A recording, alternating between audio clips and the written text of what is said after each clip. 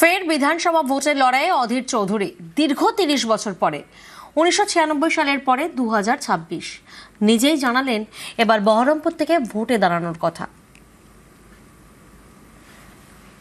Party বলছে ভোটে দাঁড়াতে, আর আমি তো বহরমপুরের এমপি ছিলাম, মানে আমি তো বাইরের কেউ ছিলাম না। হ্যাঁ, অস্বস্তি তো একটা লাগবে, এতদিন একটা হয়ে এমপি ভোট করেছি, হঠাৎ করে এমএলএ ভোট করতে আমি পার্টি না, পার্টি যেখানে হলো সেখানে আমাকে যেতে হবে।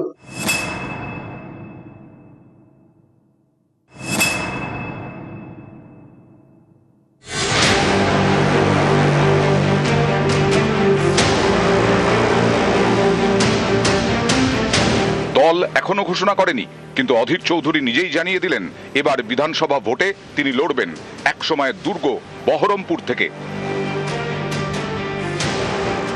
পার্টি বলছে ভোটে দাঁড়াতে, আর আমি তো বহরমপুরের এমপি ছিলাম, মানে আমি তো বাইরের কেউ ছিলাম না। হ্যাঁ, অস্বস্তি তো একটা লাগবে, এতদিন একটা হয়ে এমপি ভোট করেছি, হঠাৎ করে এমএলএ ভোট করতে আমি পার্টি না, পার্টি যেখানে হলো সেখানে আমাকে যেতে হবে। যদি সাধারণ মানুষ আমাকে চাই, আমি নিজেকে ভাগ্যবান বলে মনে করবো, কারণ এটা এত বড় স্বীকৃতি তো হয় না। এটা একটা, আমি মনে করি একটা রাজনৈতিক জীবনে এটা আমার কাছে একটা নোবেল পুরস্কার পাওয়ার মতন ব্যাপার। অধীর চৌধুরী নবাবের মাটিতে একসময়ের ডাকাবুকো নেতা। ১৯৯৬ সালে মুর্শিদাবাদের নবগ্রাম থেকে প্রথম বিধানসভা ভোটে লড়েন। সিপিআইএম এর মুজাফফর হোসেনকে ২০,০০০ ভোটে হারিয়ে বিধায়ক হন।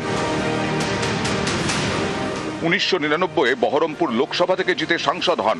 তারপর থেকে আর পেছন ফিরে তাকাননি। পরপর ৫ বার বহরমপুর থেকে সাংসদ। একসময় বহরমপুর মানেই ছিলেন অধীর চৌধুরী। তাল কাটে ২০২১ বহরমপুর আসনে যেতেন বিজেপির সুব্রত মৈত্র। ২৪ বহরমপুর লোকসভা কেন্দ্রে অধীর চৌধুরী হেরে যান তৃণমূলের ইউসুফ পাঠানের কাছে। কিন্তু বহরমপুর বিধানসভায় প্রায় ৭,০০০ ভোটে লিড ছিল বাম কংগ্রেস জোটের। এবার একলা চলার পথে কংগ্রেস। বহরমপুরে বিজেপি প্রার্থী করেছে সুব্রত মৈত্রকে, তৃণমূল প্রার্থী করেছে নারুগোপাল মুখোপাধ্যায়কে, আর কংগ্রেস প্রার্থী অধীর চৌধুরী। পার্টি বলছে ভোটে দাঁড়াতে, আর আমি তো বহরমপুরের এমপি ছিলাম, মানে আমি তো বাইরের কেউ ছিলাম না। হ্যাঁ, অস্বস্তি তো একটা লাগবে, এতদিন একটা হয়ে এমপি ভোট করেছি, হঠাৎ করে এমএলএ ভোট করতে আমি পার্টি না, পার্টি যেখানে হলো সেখানে আমাকে যেতে হবে। নিউজ 18 বাংলা।